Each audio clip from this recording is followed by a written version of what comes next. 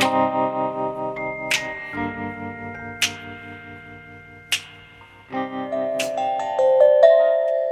right. Hey, Instagram. Sorry I'm 2 minutes late after being gone for a week. Just had a little trouble connecting to the old internet, but that's okay. I hope everybody's doing all right. I hope everybody's down with life as it is and our quarantine, our kind of limited social existence. So thanks for tuning in tonight, and it was great to be off for the week. I needed to just chill out and not worry about getting guests and figuring out promoting all that stuff, and I took some time. And actually, I got a YouTube channel up and running. It's in my bio, the link. Or I think you can search Mike Henry Show on YouTube and find some stuff. But the good news is all 24 of the Instagram lives that I've done are posted on that YouTube link. So go check it out if you missed one. If you missed Seth MacFarlane or Greg Robinson or Gary Janetti or Al Franken or Scott Grimes, Adrian Palicki, Rob Hubel, Jenny Johnson, they're all up there, all of them, all 24. So go check that out. And tonight's will be posted on there in the next couple days as well. So I'm not sure moving forward what the deal's going to be. I'm sure I'll at least jump on here tomorrow night. I don't have, haven't had time to really line up any more guests, but I'll see what I can do. Get some friends on here and talk about life and inspiration and passion and following that passion. And I got focused. I got another project that's heating up, and it's taking up some time as well. So I'm looking forward to being able to talk about that. So that's it, man. Took a week off. All the stuff's up on the YouTube link that is on my YouTube channel. The link is in my bio. And tonight I have an awesome guest. I've got one of my musical heroes on here. John Oates will be joining in just a minute. And I've always loved Hall & Oates growing up and would sing along and groove along to the hits. And I got to meet John and Daryl when they did the Cleveland show. We had a bit that is actually in one of my posts that I put up there today. Actually, John had it. John posted it, and I ripped it off and put it on mine as well. But Daryl and John played Angel and Devil, little tiny Daryl Hall and John Oates over Cleveland's shoulders when Cleveland was dealing with a moral dilemma. Cleveland's dad, Freight Train, voiced by Craig Robinson, was really being hard on Cleveland and was chasing after this woman. And Cleveland realized that the woman was actually a man because he saw him peeing. And Cleveland didn't know what to do, didn't know whether to tell his dad or not. So Angel, Daryl Hall, was saying, be honest, your dad will appreciate you now. And Devil John Oates was saying, screw him, let him tickle that pickle, wrangle that dangle. And then they sang, whoa, here she comes. Watch out, boy, she'll chew you up. Whoa, here she comes. She's a man. And that was a joke. But it was a thrill to meet those guys. And so I guess I will go ahead and invite John to jump on. Is that how I do this? Let's see. I see John Oates Street Team on here. Where is the real John Oates? I'm looking. John, if you're on, go ahead and request to join if you would. I don't think that the Street Team is how I'm supposed to do this. So I'm going to sit tight until you request. Does anybody know if John's on or not, or if the Street Team is where I'm supposed to be? Give me a little high five or something and let me know. How is quarantine going, Cleveland? Well, it's getting kind of old.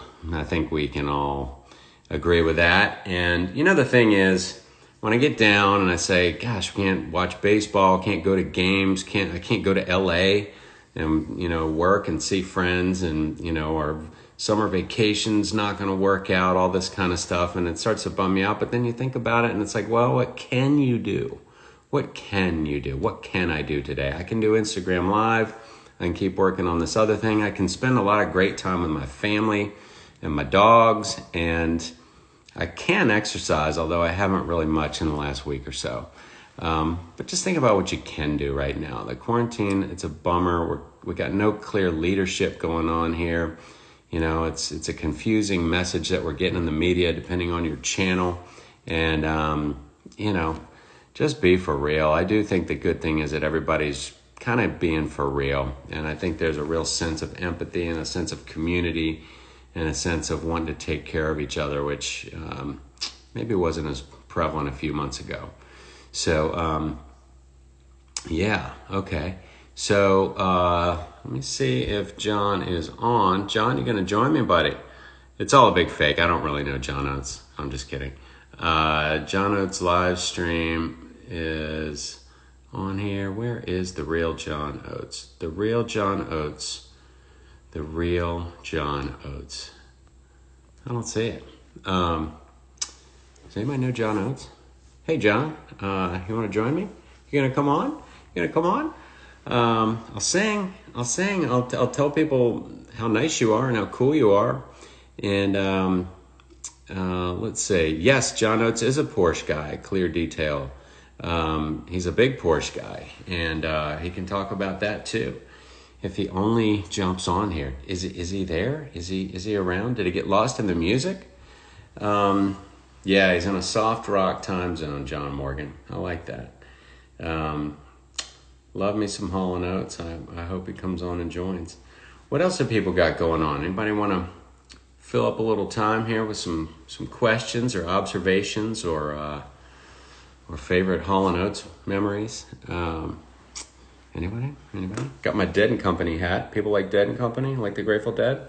John Mayer, front man. It's pretty great show. How are my kids doing? They're doing great, thank you. Got another week of Zoom school left, and then that's about it. And then I don't know what we're going to do. We're going to have to get real structured around here. Yeah, you saw John on YouTube earlier today. Yeah, I knew he was going to do a thing. And we were texting earlier. You know what? Hold up for 2 seconds. I'm going to check my text and see if he hit me by text. Hold on. I'll be right back if this thing cuts off. All right, here I am. Hello. Yeah. John, where are you, buddy? I hope he didn't run into a man-eater on the way here. Can I ask some help in this group? I don't know. What kind of help you need? What kind of help you need, Hottie Janice? Time zone over. Yeah, I think John's in Nashville. John was supposed to be on 2 weeks ago, but he had a power outage. They've had some pretty terrible storms in Nashville, and so he lost his power and wasn't able to join. Hope he didn't lose it again, huh? Trying to contact you, but I can't get on. Send me a request. All right. Where are you there, John?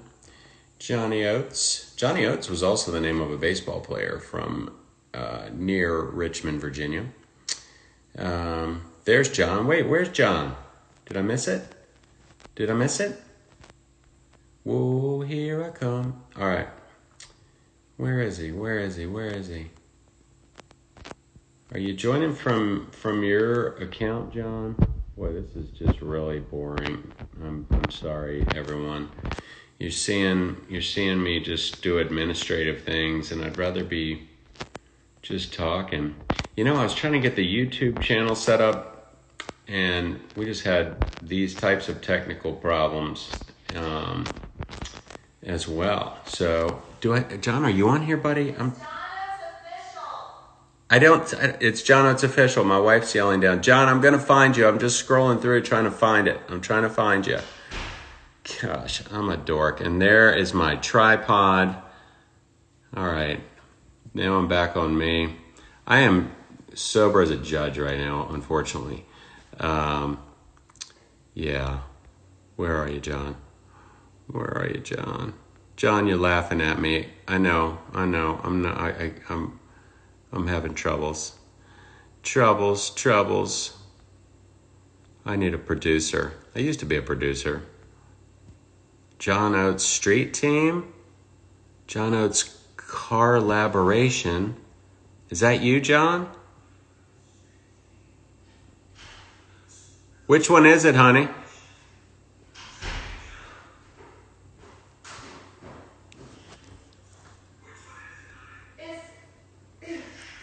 I just don't see it on here.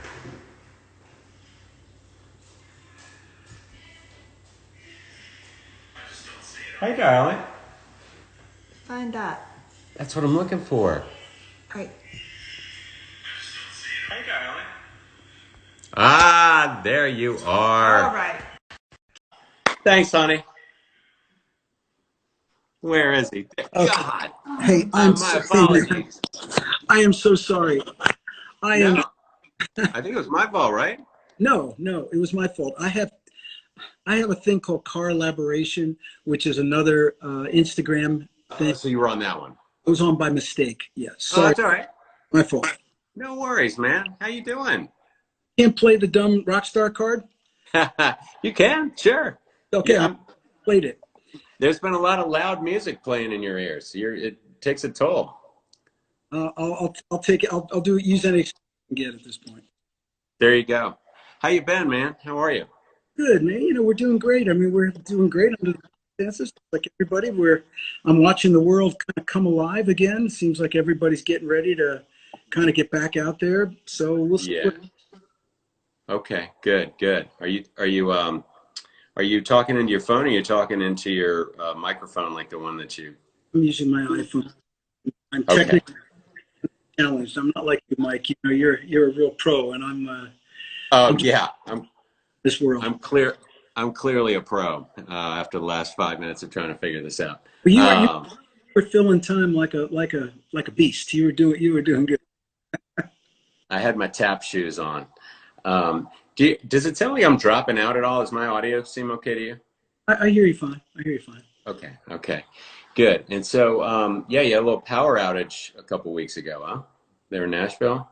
Nashville's been hit pretty hard. You know, that tornado that happened, and then a freak storm called a derecho, believe it or not. We had to look it up. It's a inland hurricane that just appears out of nowhere and knocked down these incredible. We live in a very old part of town, 100-year-old trees knocked down on either side of our house. Luckily, nothing was damaged, at least in our house, and it was fortunate. Right. Crazy. Yeah, it was pretty crazy. Wow. We had some tree issues last week too. We sort of built a new house a few years ago, and the construction vehicles, I guess, parked on a bunch of roots. So these very nice, majestic old trees were just dead, and one fell in the neighbor's yard, and so we had to lose a few. And then the stump grinder cut our internet line. So welcome to it was time to get real at that point. My wife and I were out of power. We had no internet, no TV, 4 days, and I said, "Come on, honey, back to the 1800s. Let's. When it gets dark, we'll go to sleep. When it gets light, we'll wake up." Right. Go and tap some sap out of a tree and put it on your pancakes. Well, yeah. We didn't have to go that far. We still had whole food. That's good. Man. So I was just singing your praises, and one of the coolest things, growing up, I absolutely loved your, Hall & Oates music, and when I got to do the Cleveland show, I got to meet a lot of my heroes, including you. And, it was just such fun. And honestly, the best thing about meeting you is how freaking genuine and nice you are. You gave me this, which is your box set with Daryl, and do what you want, be what you are. And when I spoke with you a couple weeks ago about coming on here, that's it. That's all I'm talking about is do what you want, do what you want, be who you are. I mean, what a perfect title, and that says a lot about you and Daryl. It says a lot about where you're coming from, and I just think it's great. And you clearly champion all types of people, talk about that. Was this ingrained in you as a child, or? I don't know. I don't know about the childhood part. I do know that since Daryl and I began working together and became friends, it's been kind of a mantra for us. It's a very Zen title in a way because it can apply to a lot of different aspects of your life or your career or your professional, what you do professionally. It just means, I mean, if you had to distill it, I said, it just means be true to yourself. Follow your heart. Do what you believe in and try to stay the course. I think that's something we've always done. We've you know we we've had a lot of success commercially. We've had tons of hit records and things like that. But we never that's not what our goal was. Our goal was to be good. Our goal, Hmm. make good records, put on good live shows, learn our craft, learn how to play our instruments. I mean, we come from that era. We're old school. So, we come from an era where you actually had to be a musician. You had to pay your dues. You had to learn your craft. And so we've always stuck with that as a philosophy, whether, individually and collectively. That's just what it was. And that title is a song that Daryl wrote, actually, that just seemed to sum up that, that kind of approach to life and career. Yeah, that's what I'm about, and that's what I've been talking about. We got sort of locked down with this thing, and after a few days of playing with wigs and doing some silly character videos and posting them, I thought, maybe I'll try to do a little something more, a little substantial, and just encourage people to do what they want and be who they are, because I think a lot of people get in a rut. They want to do what their friends are doing. Particularly younger people get stuck, sort of feeling pressure from parents or kind of peer pressure, or just doing kind of what's easy or what they know or what's in their immediate life, and not really going for that thing deep inside. And I truly believe this time is encouraging a lot of people to, you're realizing, we're all going to die one day anyway. That's what I've always said. But now it's kind of, the veil is pulled back. There's not, a friend of mine, Michael Brost, who I think is on here, he's been writing some poetry about how the crowds, how everything in the outside world sort of defines us. And now that's not happening. And people, stuff has to come from within. It's, We're, it's a chance to kind of revisit yourself without the distractions of all the things that we busy ourselves with and concern ourselves with and worry about. And it brings it back to the basics. You have to feel good in your own skin. You have to figure out a way to do whatever you can do to make it work for yourself. And I mean, my wife and I and my family, we're very fortunate that we're in the position we're in. But there's a lot of, this is hitting very hard, and the small businesses and mm, so I think it gives you a chance to reflect, and it gives you a chance to center and come back to the thing that at least should be important to everyone.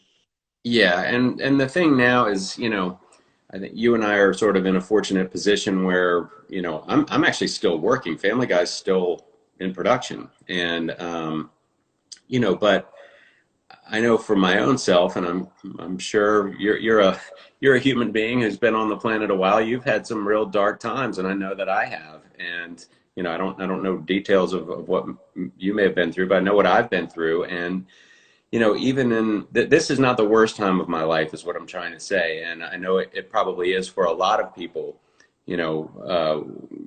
so much uncertainty, financial, jobs lost, businesses just gone, and who knows how it's all going to come back. But it's that, what can you do today mentality that really got me through, where I just decided to stay positive and have faith in the universe, faith in God, whatever, that things would work out. And it's just it's a big gut check for everybody right now. But what I want to talk about is where your creativity comes from. When you were a kid, or I'm assuming when you were a kid, that's when your music started bubbling up and coming out, and you probably heard. Who were your inspirations, and how did your music first manifest itself? It happened naturally. As a little kid, basically as soon as I could talk, I started singing. You know, I have a recording of me singing "Here Comes the when I was 4 years old. That my parents took me into one of the phonograph booths in Coney Island Amusement Park. They Wow. quarter in or a nickel. You sang, and out popped this little plastic disc. I still have that record. A few years after that, I went back and sang "All Shook Up" when Elvis hit. But Mm, I like to say that I was born post World War II. I'm old enough to remember music before rock and roll, which is I mhm. think, perspective on things. Um, my parents listened to big band music. It was probably the only thing I really heard as a kid. So swing and big band and that sound deeply ingrained in my musical, really deep childhood. But then, of course, when rock and roll hit in the early 50s, I was old enough now to actually realize something had happened, a change, that all of a sudden I remember the first radio station in Philadelphia that went to a rock and roll format where they said, we're going to play only rock and roll. It was revolutionary. And Wow. so, my whole life kind of parallels really the birth of rock and roll and through even through today, through the analog world and the primitive recording techniques of the early 50s and mid 50s, right through the digital revolution and so on and so forth. So I'm really kind of proud to be able to say I've spanned that period of time. I mean, I don't want to start sounding like George Washington or anything, but Well, you're in the frickin' Rock and Roll Hall of Fame, so that's something. yeah, yeah, Uh, it's a to be in, I guess. yeah, it's not a bad group. When did you and Daryl got in? What year? Think it was 15, 14 or 15. I can't remember. Right on. So was that the kind of thing that, once the Rock and Roll Hall was established, did you kind of think maybe we'll get in there one day, or was it a surprise at all, or was it just, or just something like that? Is that just your people kind of working with their people? Like, how does that? I'm savvy enough to know how award shows and things work, but it's a great honor nonetheless. What was that like? I don't. Yeah. Okay. Well, I'll tell you what. Let me You just don't say. have to tell me. I'm No. not trying to. Say this about that. I believe we were eligible for about 15 or 16 years before we got even nominated. So that was kind of after the novelty of not being nominated wore off after the first 8, 9, 10 years. I Mhm. think both Daryl and I, we really stopped thinking about it. Yeah. World it for us. And fans, of course, rallied for us, which I'm grateful for. And the business kind of came around to us too. It was just one of those things that I guess it happened in due in time. And we weren't holding our breath. I mean, we're out there touring, we're out there doing what we do. We were, Hmm. regardless of whether we're in the Rock and Roll Hall of Fame or not. It just the Rock and Right. Roll greased the wheels and gave worldwide kind of cred that had we not been in, I guess would have been different. So there's no Right. doubt career, but at the same time, we weren't exactly losing sleep over it. Right, right. Well, it's a great honor. And then, I think about when I was in high school and MTV, and you guys sure rode that wave. Well, let's back up. I want to before we hit MTV, you and Daryl got together in college, and you just did you have a bigger band, or was it just the two of you writing together and performing at small clubs, or how'd you start? Well, we both made records the year we got out of high school. It was the late '60s in Philadelphia. I had a group called the Masters. Daryl had a group called the Temptones. Daryl's group was predominantly a vocal group similar to the Temptations. My group was a instrumental vocal combo, and we pooled our together. We played gigs, pooled our money together, played fraternity parties and things like that. And we went down to Philadelphia, booked a studio, went in and recorded a record. Daryl, completely independently, was doing the same thing with his group. Both our singles were being played on Philadelphia R&B radio at the exact same time, and so we were aware of each other. The Philly music scene was very small, and I knew about the group. I had actually seen him perform on a show, and we were both independently invited to a record hop. Never really dating myself, right? A record hop. It was a Okay. DJ, local DJ. DJ would spin records, kids would dance, and they would trot out these various singing groups to lip sync their record, as a favor to the DJ who was playing Right. you know how it is, one hand washes the other. Sure, sure. But we were backstage at a little place called the Adelphi Ballroom in West Philly in a kind of a bad neighborhood. And it was us, Daryl's group, my group, the Five Stair Steps from Chicago. I don't know if you remember them or not. And a really obscure R&B Ford Tate, who had a song called "Look at Granny Run," which is one of my favorite songs. And we Okay. were milling around in this little tiny room, waiting to go on, and a big gang fight broke out in the crowd. And we made it down an elevator, street level, and that's how we met. And I know you can't make this shit. And that's a real. Right. And we just we hung out. Two of the guys in my band went into Vietnam. Daryl needed a guitar player to back his group up. He asked me if I would play as a backup guitar player for his vocal group, which I did. Subsequently, his group broke up, and he and I just gravitated toward each other. Right. And was She's Gone the one that put you on the map? Was that your big hit or what? Yeah, we made an album in '72 called Whole Oates, which was a very acoustic, very eclectic type record. And that was just kind of getting our feet wet with Atlantic Records. In the following year, which really it's still to this day probably my favorite record, and circumstances that had to do with making it. And that was known in those days as a turntable hit, meaning it got a lot of airplay. There were a lot of fans who were very passionate about the record, but it didn't really climb the charts. We released She's Gone. I believe it went into the top 20. So it wasn't a big hit. And a group called Tavares, they recorded it and had a #1 R&B record with it. So Atlantic Records said, wait a minute, maybe we should re-release. Re-released our, but went a little higher to like top 10, 15. And then it wasn't a year or so went by. We had a big hit with Sarah Smile, and Atlantic said, let's again. It was released 4 times if you count Tavares, and finally went up into #2. So Nice. Okay. And a lot of that is on here. yes, All that early work. oh absolutely. No, I'm not here to plug this per se, but it's No, just chock full. It's just chock full. I mean, it's got all your hits, of course, but then it's just on, and you forget you have it in your mix or whatever, and it's like, man, that sounds great. I think that's all enough. It's like it is. Like it's great to just discover all this stuff. So everybody go do what you want, be who you are, and live by that. can we about that a little bit? Just about the fact that there's a lot of deep tracks. There's a lot of album cuts that Daryl and I have done over the, and I something that I kind of I always want to get across. Everyone knows us for our big hits, especially our big '80s hits. They're ubiquitous. They kind of over everything we've done over the years.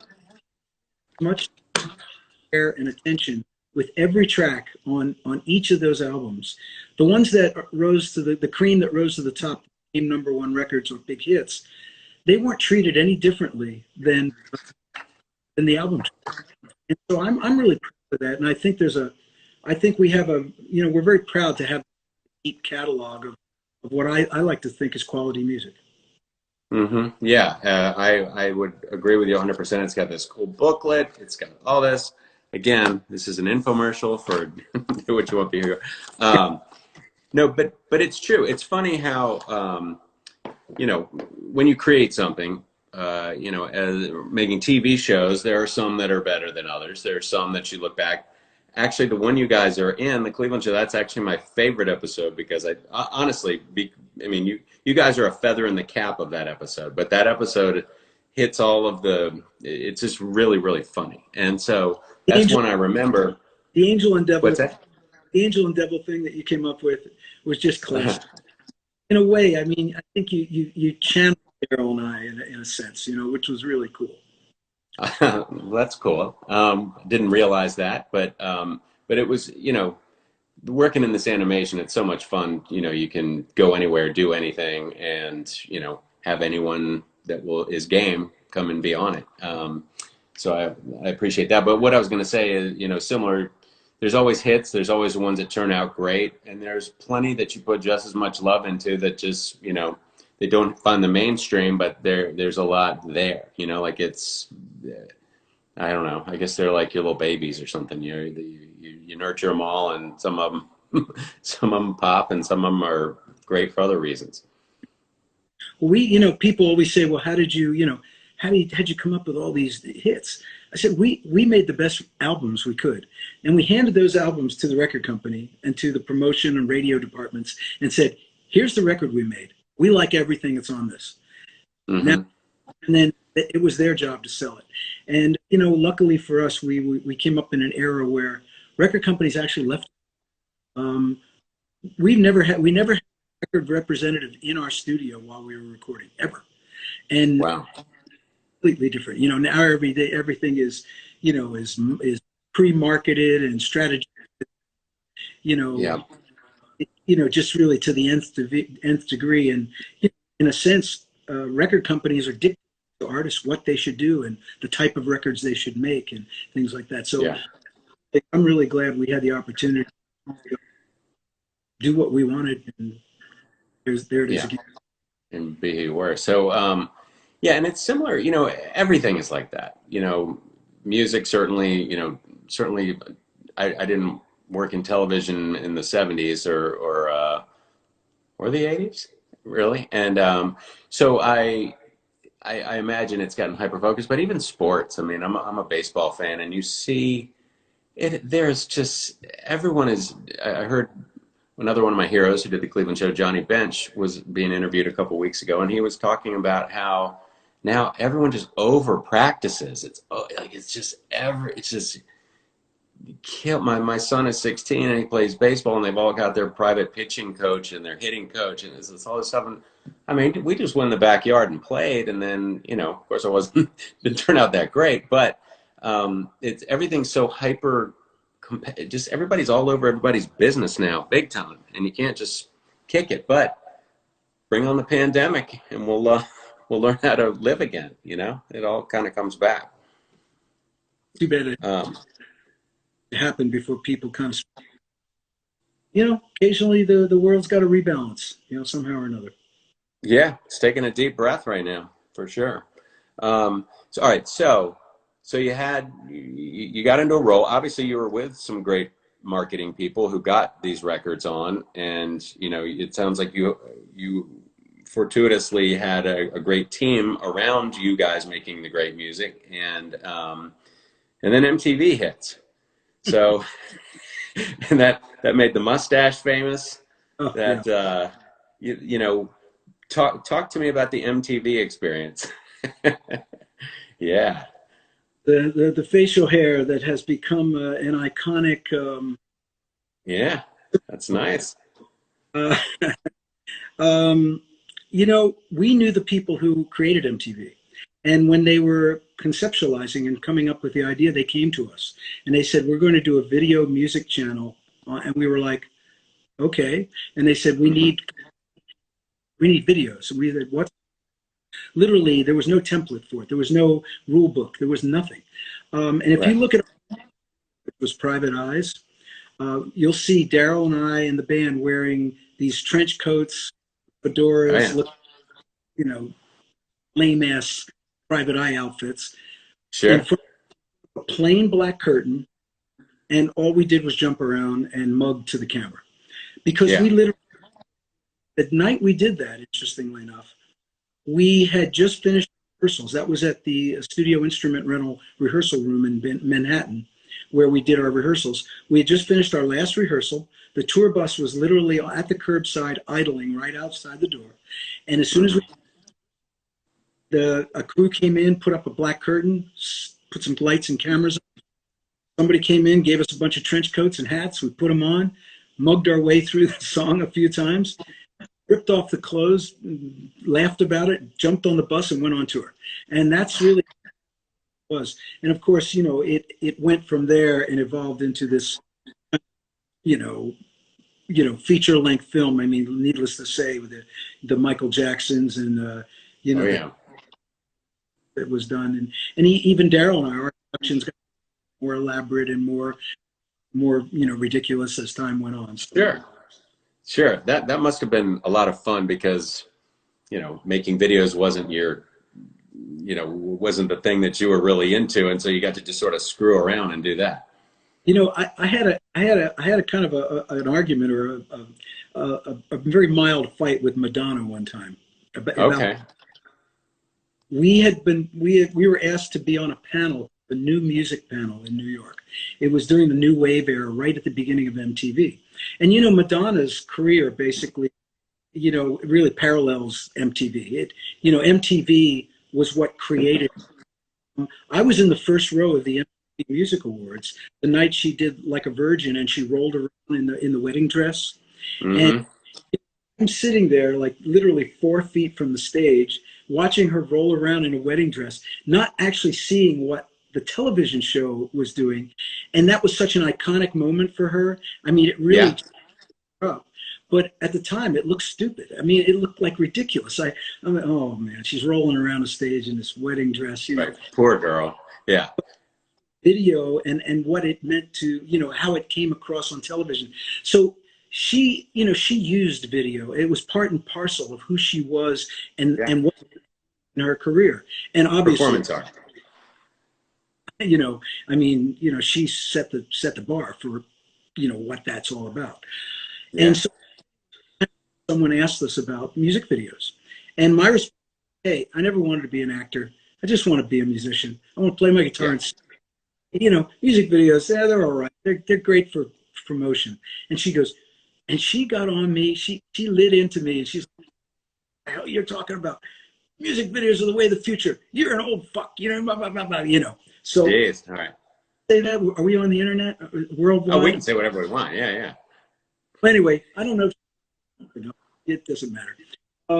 But she did. She lit into me like I didn't know what I was talking about, and she was right. I didn't know what I was talking about. It was just Well, a thing to do in a very busy career, and for her career.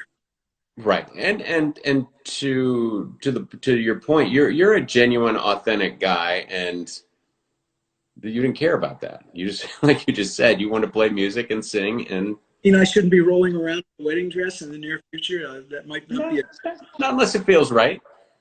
If it feels right, go for it. No judgment. Um, but and so you guys did you guys do We Are the World? Yes, sir. We headlined it. What Oh no, we what was headlined. that? We Right. headlined Here of the World. Yes. Okay. So you show up for the John, We're, you're breaking up just a little bit. Okay. Hello, Mike. Can you hear me better now? Yeah. Sure. Um, so you walk into the We Are the World. What was that deal? You rode up. You were like, who's the first person you saw? What?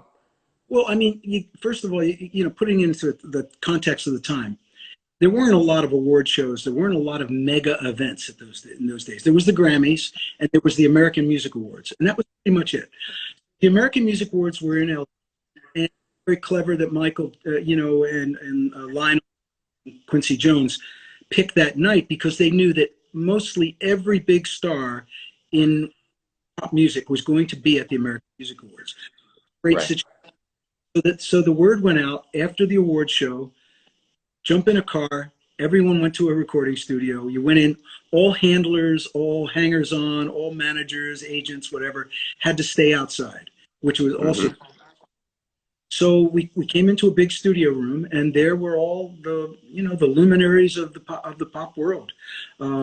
I they had your name on they had these bleachers set up. They were like tiered bleachers, and if you look at the picture, you can. And I looked for my name. There it was. I stood in my spot, and right off my left shoulder, below me, was Ray Charles, and right off my above me was Bob Dylan. And I thought to myself, oh, good, this is pretty good. Tic And tac toe. That's good diagonal right there. it was an amazing experience to see everyone let their guard down. And all these Yeah. big, their handlers and without their, their agents or whatever, everybody just talked. Everybody was cash, and it was pretty cool. If you got a moment, you want to see something? Yeah. Okay, we're going Yeah, mobile. let's do it. Hang in there. All right, check this out.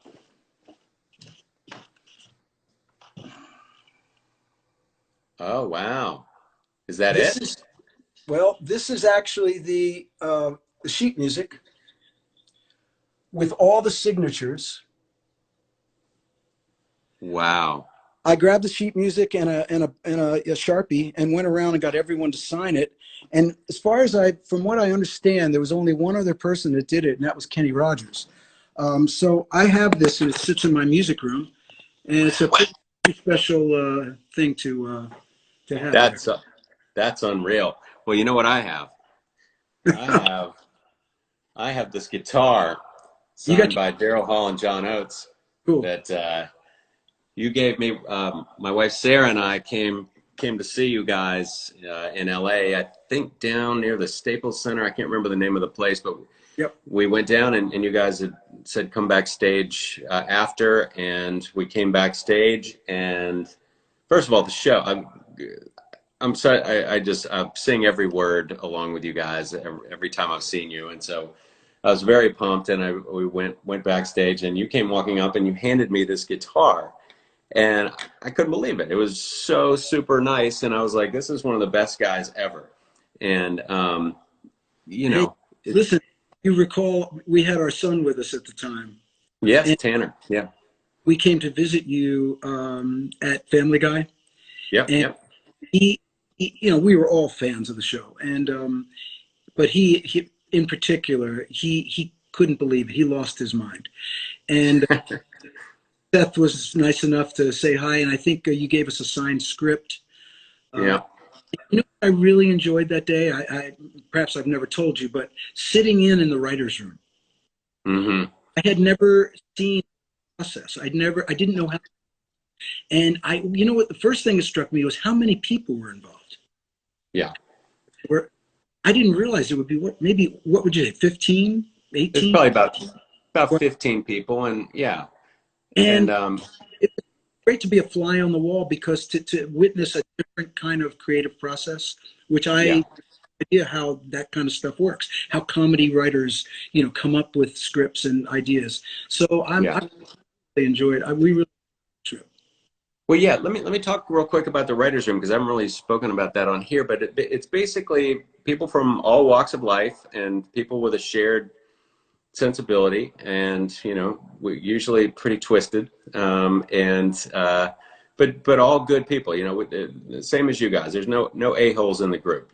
That's not allowed. And and you find that common vibe, and you start working on a scene, and you all kind of a few people will just, it's like music, it's like jazz, and I've said this before, and it's I hope it doesn't sound too precious, but that's exactly how it is. You're improvising and you're finding that thing that you wouldn't have found by yourself, and it's that group thing. So yeah, it was, I love showing that off, and I love being able to show you that. So yeah. Yeah. um Love, I'm a fan of John, collaboration. try to stay close to the phone. I think the audio is a little, it's coming in and out. Is that I wasn't sure if it was, for internet too? It's kind of funky, but yeah. I Okay. love collaboration. I love the whole idea of it. The reason I got screwed up trying to get on with you was I was on my other Instagram site called Car Right. Level. I'm going to be doing stories about people who car enthusiasts and racing and all that kind of stuff. Yeah. That's one of my other passions. But just the concept of collaboration, I think, is so fascinating because I've been doing it my whole life with Daryl. But I, especially here in Nashville, I collaborate on songwriting all the time, and I just I love the process. I love the mystery of it, and it's just it's kind of in a way you have to get inside someone's head, find out what they really want, and how Hmm. either you can help bring it for them or Yeah. with them. And I just think making something, making the whole greater than the sum of its parts is really what it's all Yeah. about. That's what I Yeah. noticed in the writer's room, that, there was this collaborative thing, and it was a free flowing, as you said, almost like jazz, which I love. Oh yeah. Yeah. Somebody brings an idea and somebody builds on it. Everyone tries to tear it down, and if it doesn't get torn down, it gets stronger, and people keep adding on, and it becomes something great. So now, as far as your process goes, are you? I mean, you're such a genuine chill guy. Do you meditate? Do you have like a quiet time that you do, or is simply playing sort of your meditation and you find things and doing that? Like, what is your process for writing music, and what is your process for writing words? For me, songwriting is very similar to physical in that when I don't when I don't exercise, I don't feel like exercising, and it takes forever to get going. Same with Hmm. songwriting. When I'm not writing, I feel a song again the rest of my life. But all of a sudden, something happens, and in this case, this sequestered thing of being at home was the Hmm. for me to start writing. I bet I've written more songs in the past month than I've written in the past probably 5 or 6 years. Wow, good for you. I tweaked up my home studio, something that I had kind of left in. I had a bunch of parts sitting around the closet, pulled everything Right. out. So it was really a chance to just be not distracted, not distracted by TV and other things, other demands on my career, and I could just sit and focus on ideas, and ideas started flowing. I also like I go out in the woods. I do a lot of trail running and things like that, and I do yoga as well. And when I'm outside, actually when I'm in the woods, or when I lived in Colorado, I'd always get song ideas. It would just happen. Hmm. Oh, maybe it had something to do with the aerobic thing. You get aerobicized, you get more oxygen in your brain, and your brain starts functioning a little bit better. I'm not sure Yeah. what. It's Yeah, it's sort of that passive thing. It's like that passive stretch. Like if you bend at the waist and you're trying to touch your toes, you can only get a certain way down, and then you take a deep breath and you let that breath out, and all of a sudden you're stretching more. I've been working on something that I'm not talking about publicly. I may have mentioned it to you, but I'm working on something with a partner, and we had just been grinding all week. And I just said, "Hey, man, I need a day. I can't. I need to take a day off." And so, almost as soon as I said that and committed to not working on it, I had all of these ideas just run. Like I'm out power washing the deck, and all of a sudden I'm like, I got to go write this down. Like it's funny how it works. It's like if you push and push and push, sometimes you push on through, and often that happens, but then sometimes it just starts flowing after you've pushed to a point and given up for a minute. Yeah, I mean, I love the magic of the initial inspiration. Where you conjure something from nothing, or you're able to somehow articulate an emotion through a word or in action of some sort, which is really the magic. But then there's the craftsmanship part. There's the part where Mhm. now you've got to hone it. You've got to You craft got it, to get down to work. chop it. Yeah, then you got to roll up your sleeves, and that's but that's fascinating. I'm a big proponent of you know, I mean the old cliche writing Is and rewriting, yeah. yeah. So Yeah. Um, yeah. Rick Rubin has all these great quotes that are out there. And, you just basically it's all being true to yourself and don't sell out, which I feel like you have managed to stay true to yourself and at the same time found great, commercial success. And I have been fortunate enough to do that, fortunate enough to team up with Seth MacFarlane, who pushed the envelope or does push the envelope so far. And if, you know, he doesn't censor comedy. He doesn't put propriety ahead of comedy. And so, I've been very fortunate to be working with a guy who thinks I'm funny and also has provided this format for my stuff to go out there. And so I've always said, and it took me a good 8 years from the time I embarked on my comedy career until I had any kind of success. And during that time, you got your commercial gigs and you got your art gigs. And if you're fortunate enough, they're going to merge, and that's going to be your life. That's when it all comes together. If you're lucky enough to have that happen, absolutely. You know, I truly believe it does happen. need I'm one of sorry. need one of these. I I know. I have that. I have a yes and a no. You do? Okay. Well, this is my producer's. Yeah. Yeah. You know what? Anybody who's ready to go follow their passion, get ready to hear that button about a freaking million times before you hear a whisper of yes, because that's how it goes. And I was talking with my friend Al Franken a week and a half ago, and we talked about first you have to overcome. First, you have to identify what that thing inside you is that passion that you have to identify and say, okay, there's something. Then you have to overcome the fear of pursuing it. Then you have to and by doing that, you put yourself out there. Then you have to just work your freaking ass off relentlessly. You have to persevere, and you have to hear no, and you have to have unbelievable setbacks that you never even imagined would happen, and then you'll make it. Yeah, you have to be thick-skinned and strong of will for sure. Yeah, and work hard, and that's easy when you love what you do, which which I think you do. Well, in the creative fields are very fortunate that that their passion can if you're lucky enough that your passion can be your livelihood. Yeah. Everyone has to work in some way, shape, or form, but if you're doing what you love, I mean, that's pretty much that's where you win in, essentially, because it doesn't really get much better than that. Yeah, yeah. All right, so somebody here is asking, I'm trying to switch careers at age 47. Go for it.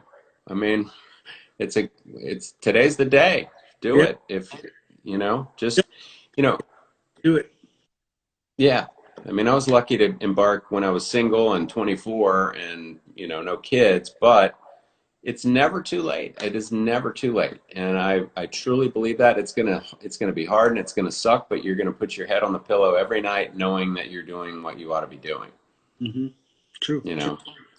Um, so when can we hear some of this new music you've been writing for the last month? Well, Daryl and I have been talking about. We haven't made or done a recording together in years. He's itching. I do it. He got a couple ideas, and because of that, and also, the idea that he and I would work together again after such a long time coincided with this Corona, thing, and so I said, well, you know what? It's a perfect opportunity for me to just try writing. So I've been writing with a kind of with a Hall and Oates feel. I don't know what that means because I don't know what Hall and Oates music is going to sound like in 2020. But all I can do is what's coming out of me with that kind of sensibility of certain types of chord changes, of lyric content that I think could be my version of Hall and Oates 2020. Who knows what Daryl's got said because we haven't. But interestingly enough, we're always in sync in some weird way. We always seem to be in sync without talking. Yeah. When we do finally, we'll have a real creative burst and we can pull something cool together. Yeah, and do you think that I was going to ask at some point how have you guys been so successful? How has your collaboration with Daryl been so special? Is it just a cosmic kind of in sync kind of thing and you just rocked it, or what is it? You sharpen each other? That's a tough question to answer. I always say that we're very different as people. I think we have different personal life agendas in a way, but we're very similar musically. We both want to same thing, to strive for the same quality and I guess you'd say. And we both grew up in little towns in Pennsylvania, listening to the exact same radio station, even though we didn't know each other. So when we finally met in high school, we had this common musical vocabulary that we didn't even know we had until we met. Sudden, it was like we were like musical brothers. I don't know why we just were, And Right. so it's a really unique relationship. It blows my mind that it actually still works after all these Yeah. years. And we've Yeah. learned when it comes to certain personal things, and it's very similar. It's a brotherhood rather than a friendship. You Yeah. know, you know how it is with a brother or a family member. You I maybe do. live in the country. You don't necessarily time. You don't necessarily see each other, but you come together, and it's like time stops. Picking right up. Yeah. Yeah. Absolutely. Um, that's pretty great. You know, it's funny when I first started dating my wife Sarah, we were riding around her car, and I looked at her CDs, and she had, Hall and Oates. She had some Grateful Dead. She had Earth, Wind and Fire, and then she had Yeah, she had ABC's Lexicon of Love, and she had D-Light World Click. And up until that point, I was the only one that I knew that had either one of those. And so it's the same kind of thing when you realize you're in sync with somebody. It's just like, it's that, okay, that's good. And fortunately, it's not a sibling relationship with her. Um, but well, this thing's going to cut us off in just a minute. And, I just want to say, meet your heroes, because you're one of mine, and you're as genuine and authentic and talented and everything else, just all big check marks. And I think you're freaking awesome. I display that guitar proudly in my office where I write, and I just wish you all the best. And I'd love to do this again sometime when I get the YouTube thing going, and it's a little more. I plan on producing this a little bit better moving forward, and would love to have you back sometime and maybe do some music sometime. hey, you know what? I'm right now. I got a lot of time, man. So Good. if something happens. Hey, by the way, one thing I noticed real quick, you've got a lot of people sending messages from South America. Are you aware of that? I saw one from Brazil and maybe one from Argentina. Chile, I saw all kinds of just interesting. I didn't know that was happening, but it's very Yeah, pretty cool. you're worldwide, Um, Henry. it is. It is. Well, John, I wish you and Amy and Tanner and I guess that's your family. I wish you guys all the best, and I think you're freaking awesome, man. I really appreciate you being on here, and I'm gonna have this posted on my YouTube channel, and there's a link in there. I guess it'll be up for 24 hours on here, and then we'll post it on YouTube. Well, thanks for So having pleasure, and yeah, let's. all the all the best to you, brother. Much love. Everybody, go get this. All right. See you, John. Take care. Here, bye bye. Thank you. Bye. Bye.